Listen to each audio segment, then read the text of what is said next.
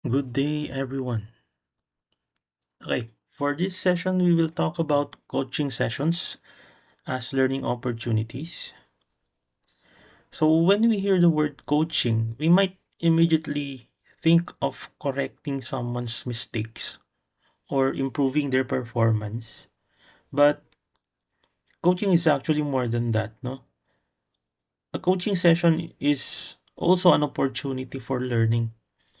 It's an avenue for sharing experiences, exchanging best practices, and developing people. So, as future leaders, it is important that we understand how to coach people effectively because leadership is not only about giving instructions, it is also about helping people discover their abilities and become better at what they do. At the end of this session, we should be able to accomplish four things. First, we should be able to define what is coaching. Second, we should understand what a coaching session is and how it can help an individual or a team.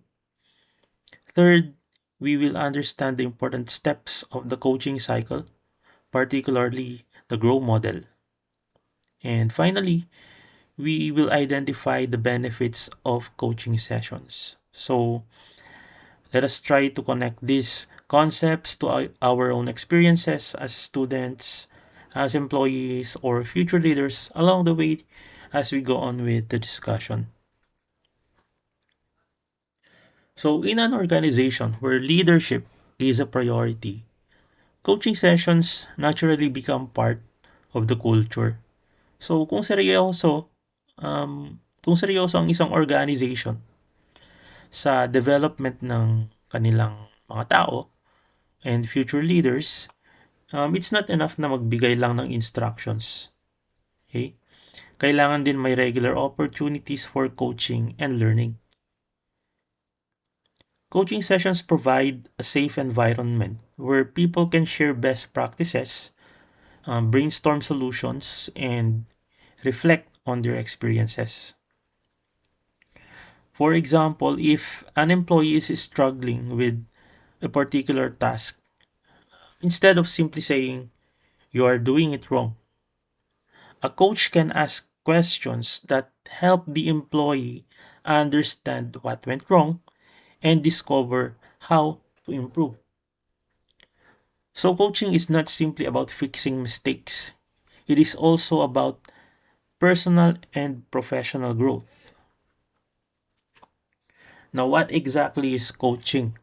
So, based on our presentation, coaching is a form of development that provides people with tools, knowledge, and opportunities they need to become fully developed and effective. Okay? So, let's think of it this way. Tools are resources that help us from in performing our tasks. Okay? Knowledge is the information and understanding that we need, and opportunities allow us to apply what we have learned. Now, coaching is also described as a designed alliance. Ibig sabihin, the coach and the person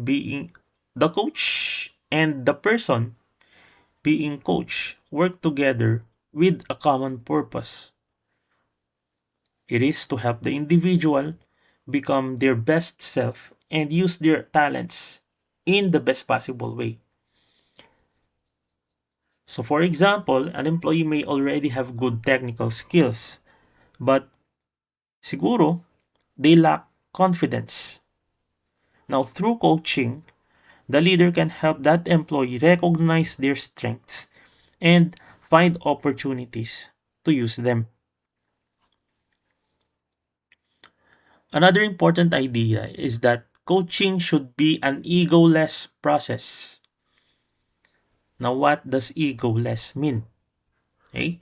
It means that the coach should not approach the session with the mindset of, dahil ako ang coach, ako ang palaging masusunod. Instead, the coach creates opportunities for the person to think, to reflect, and discover something about themselves. Okay?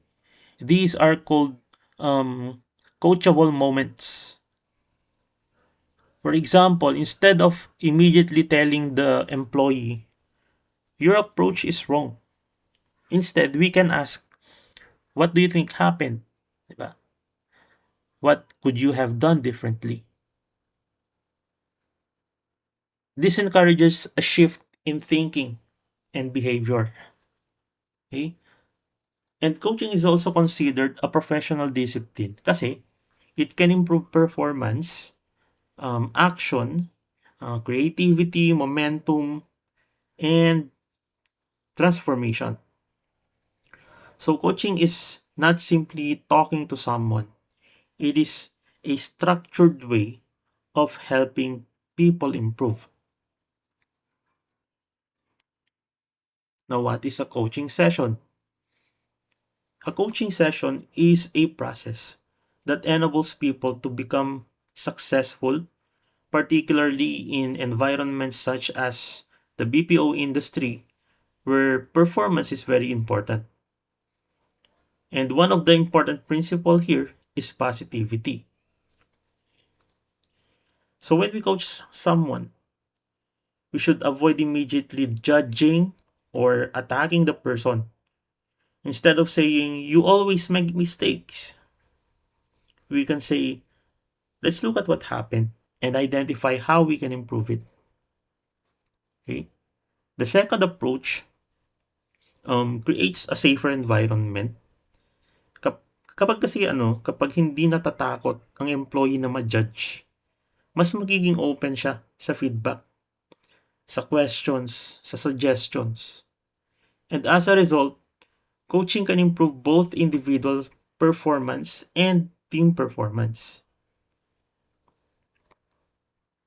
Now, before we continue, let's differentiate three important concepts. We have here coaching, managing, and training. Okay, let's start with managing first.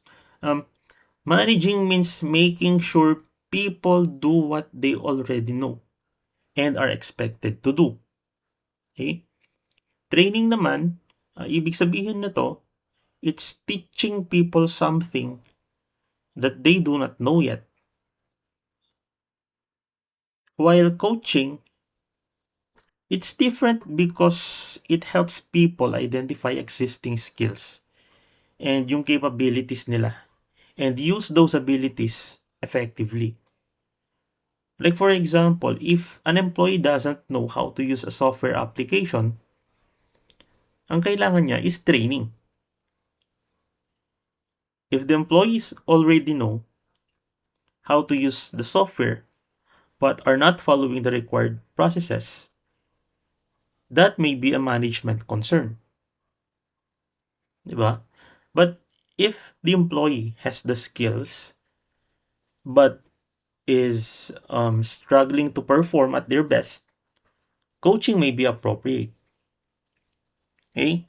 So, simply put, training teaches, managing directs, and coaching develops.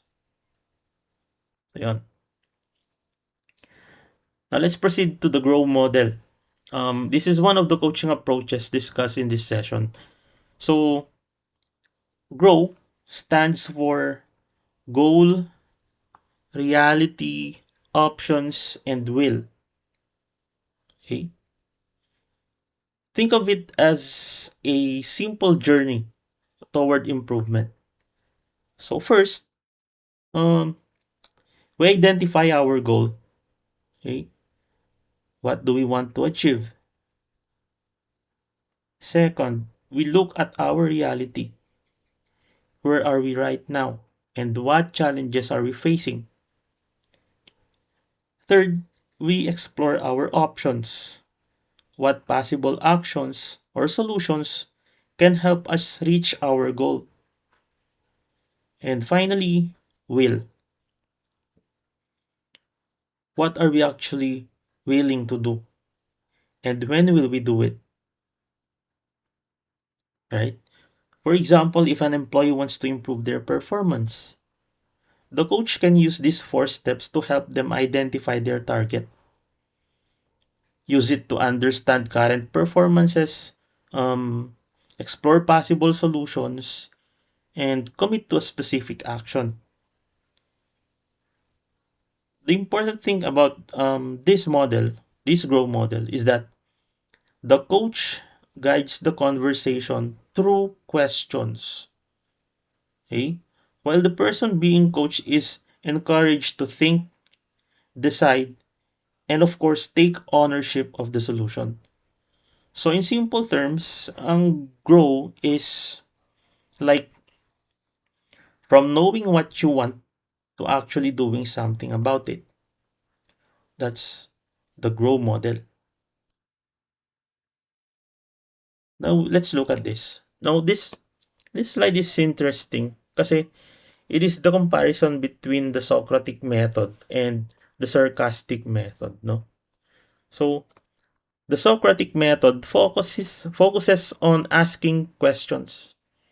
So instead of immediately giving the answer, the teacher asks questions like, what are your assumptions? What is your basis for the conclusion? What can we say about this phenomenon? So the purpose is to make the learner think critically and arrive at their own realization. This is closely connected to coaching kasi coaching also uses questions to help people think. And sa kabilang banda, the sarcastic examples is parang it shows how teachers sometimes use sarcasm to express frustration. So, while it may be funny, no, sarcasm can also create a negative environment if used improperly. So, kung titignan natin yan, siguro may may ang tawag dito. Katapos ng lecture, no, may bata siguro na nagtanong, will this be included in the exam? O, sabi ni teacher, of course it won't be on the test. I just lectured about it for no reason. 'Di ba? And I'd be happy to regrade it. I love wasting my time. Okay? Yes, you can submit it late. You're special. 'Di ba? No, nakakatawa talaga minsan ang sarcasm, but if used improperly, nakaka-degrade, no? It creates a negative environment, sabi ko nga kanina. No, as future leaders kasi, we should focus more on the Socratic and the coaching approach. We should be asking questions that help people learn rather than questions na mapapahiya sila.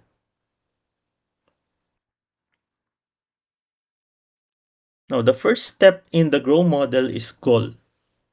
Okay? Before we solve a problem, we need to know exactly what we want to achieve. Now, the goal should be smart, katulad nung previous lesson. It should be specific, measurable, achievable, realistic, and time-bound. For example, instead of saying, um, I want to improve my performance,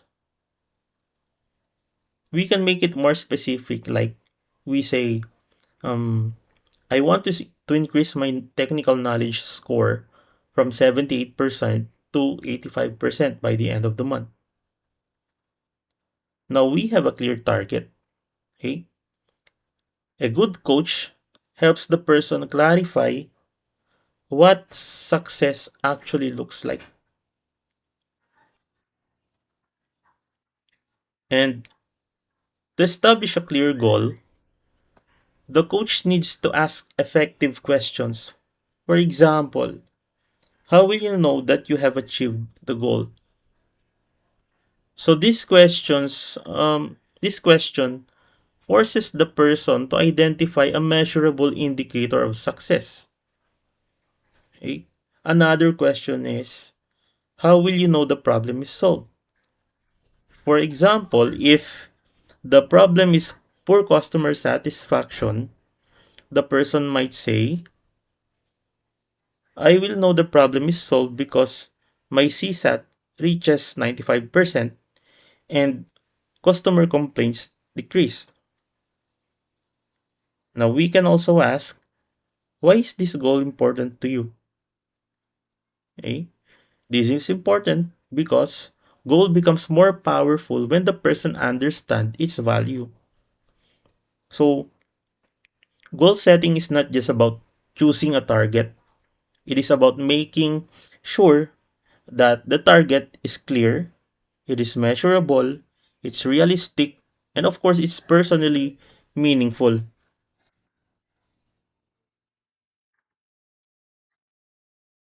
Now, after identifying the goal,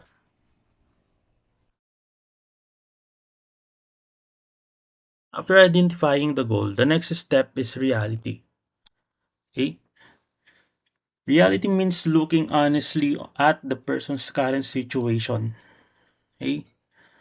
For example, our goal is to reach 85% technical knowledge, but our current score is at 78%.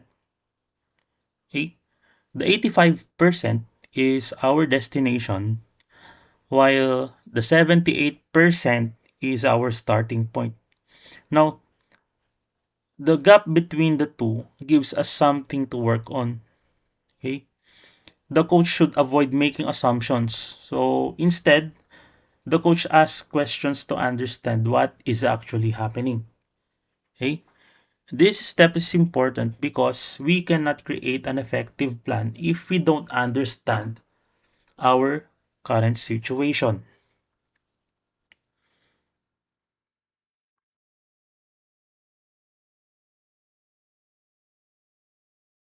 And in the reality step, we don't just ask or we don't just look at the symptoms. We try to understand the root cause. Okay? For example, the symptom may be a low score of 78%. Now, why is the score low? Is it because of lack of knowledge? Is it because of the employee doesn't have enough practice? Or maybe the employees know the answer but is afraid to answer difficult questions. This is why questions like what is happening now, what, who, when, how often, and what is the effect or result of that are important. The goal is to understand the real situation before deciding what to do. Okay? In other words, reality is diagnostic. Okay? We're trying to discover what is actually stopping the person from reaching the goal.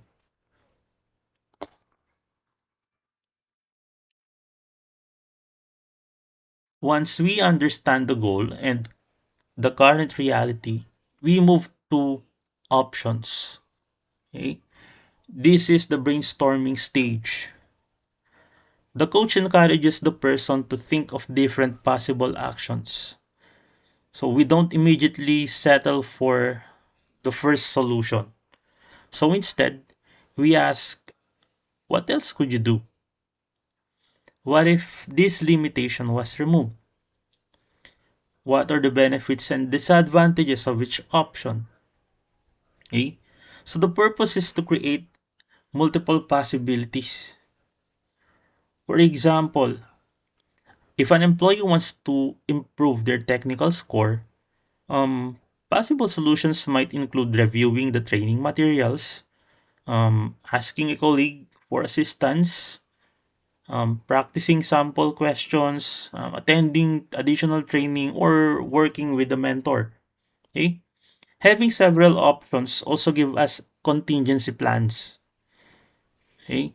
That if plan A doesn't work, we can move to plan B or to plan C. Okay?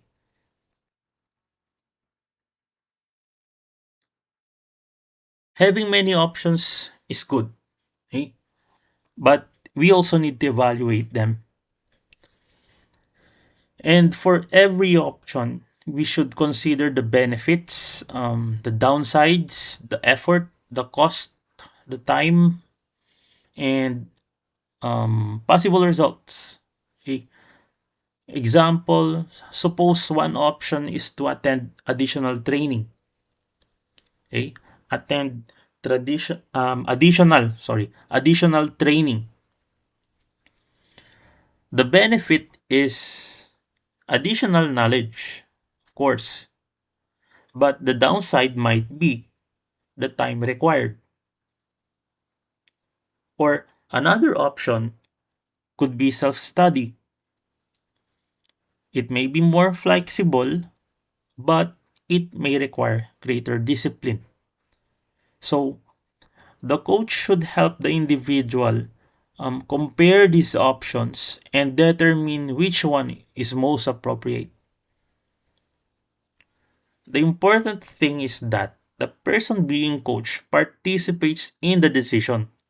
Now, this creates yung tinatawag nating ownership. Kapag ikaw mismo yung pumili ng action, mas mataas yung possibility na magiging committed kang gawin yon. Isn't it not? And the final step of the grow model is will. This is where ideas become actions. Okay? We already have our goal, we understand our reality, we have explored our options. Now we ask, what are we actually gonna do? This is where commitment becomes important.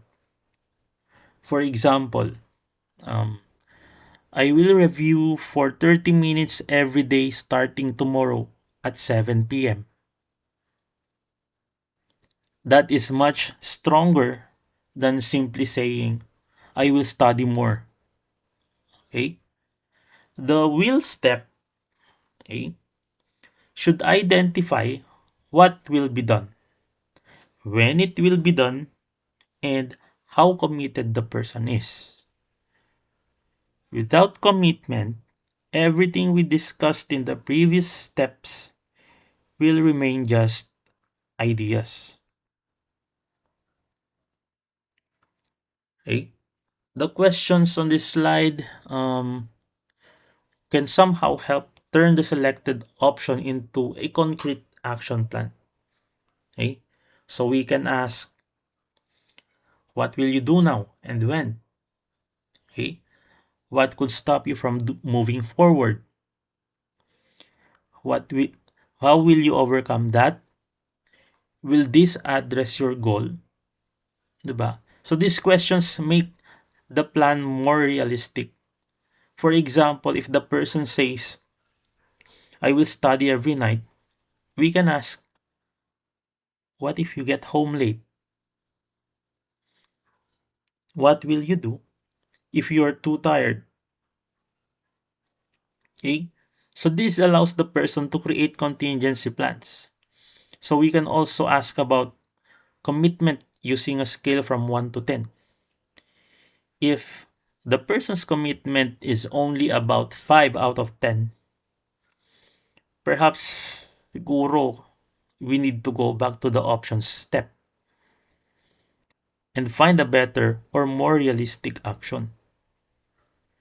The goal is to leave the coaching session with a clear action and strong commitment kasi. Okay? That if your commitment is half-baked, you can't go on. Okay? Dapat solid talaga. It should have a score of at least 8 to 10.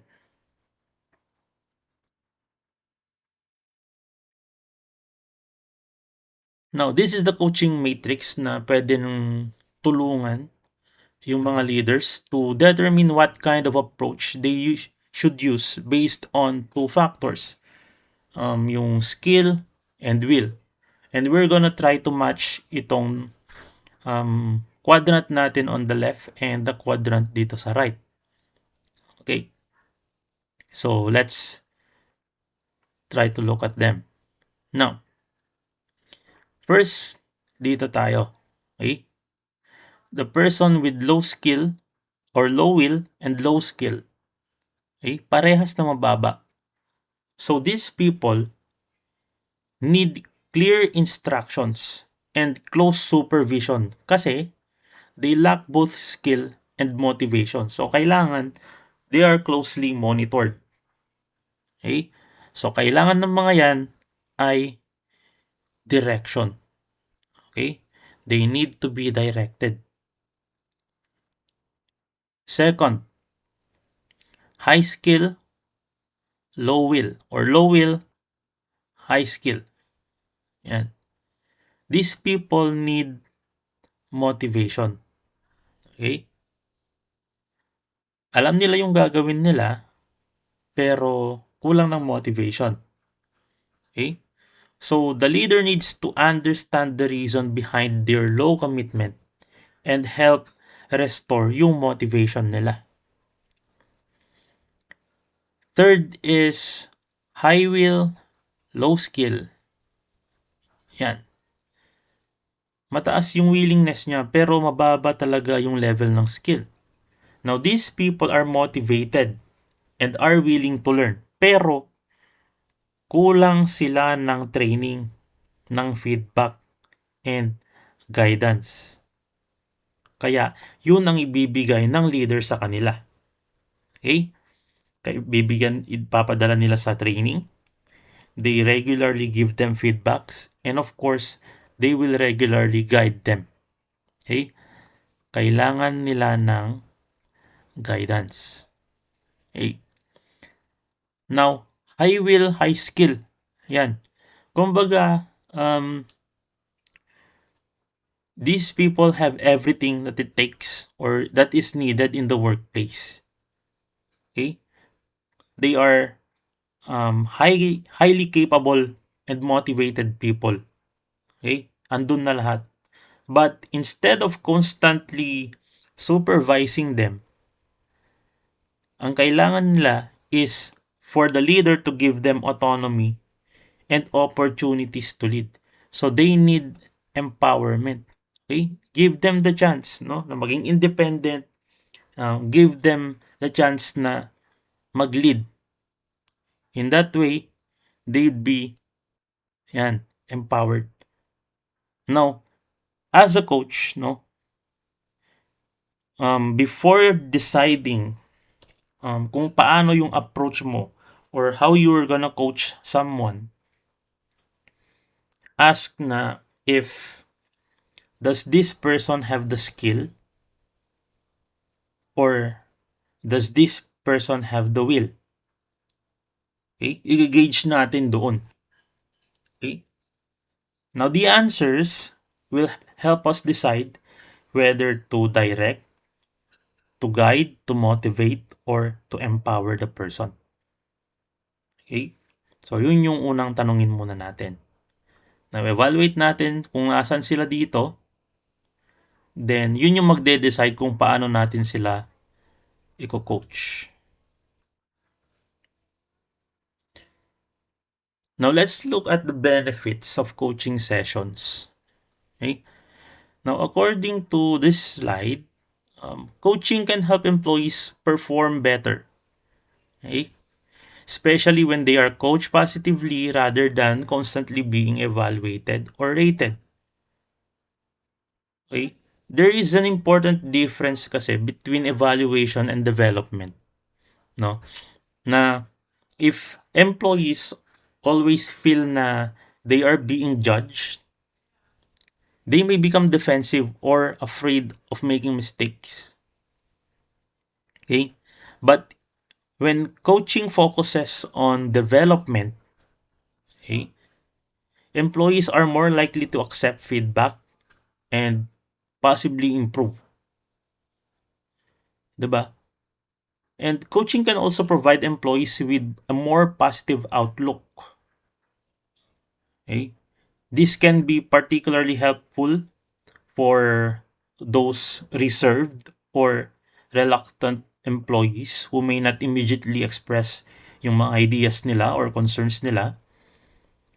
So, effective ang coaching or ang effective coaching, I should say, ang effective coaching does not imply or simply improve performance. Okay? Hindi lang performance ang ini-improve niya. Okay? It can also improve yung confidence nung kino-coach niya and could possibly improve din yung motivation nila. Okay? So, coaching is parang ine-empower talaga natin. Pero, as we said kanina, no, aralin muna natin kung ano bang meron. Ano ba yung level ng skill? Ano ba yung level ng will ng taong yun? So that we would know kung paano natin sila i-coach. In a way, na-improve ang performances nila, or it can also improve their confidence and of course, their motivation.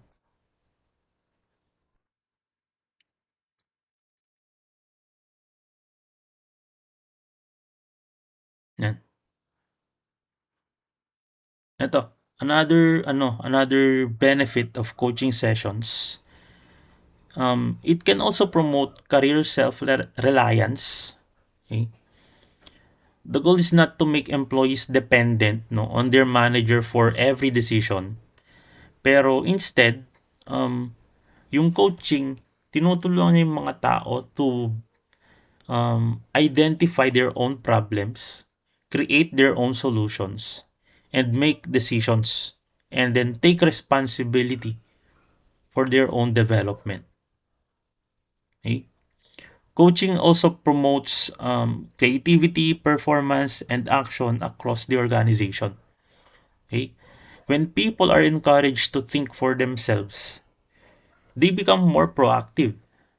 Okay? For example, instead of always asking their supervisor, "Ma'am, anong gagawin namin? Sir, anong gagawin ko?" They eventually learn to say, um, I identified this problem, I considered three possible solutions, and I recommend this option because, di ba? That is the kind of independence that effective coaching develops. Yung walang masyadong reliance na nangyayari. Mas nagiging independent yung mga kino-coach. Now, to summarize everything, so, um,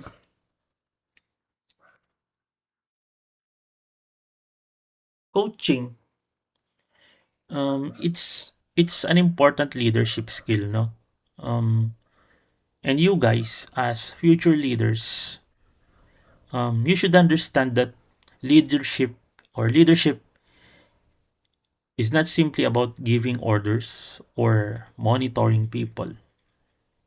A good leader also knows how to coach, how to guide, how to motivate, how to empower. Diba? And the Grow model gives us a practical framework of doing this. So we have goal, reality, options, and will. Okay? Where do you want to go? Where are you now? What can you do? And what will you actually do and when? Okay? We also learned that different people require different approaches depending on their skill and their will. And most importantly, coaching should create a positive and non-judgmental environment where people can learn, reflect, and improve. Because as future leaders, our goal should not simply be to have good employees. We should help develop people who are confident, capable, creative, motivated, and self reliant. Now, let me leave you this question. What is the first mindset or coaching mindset or practice that you can apply in your current or future team? I leave that to you. So this ends the discussion. Thank you for listening.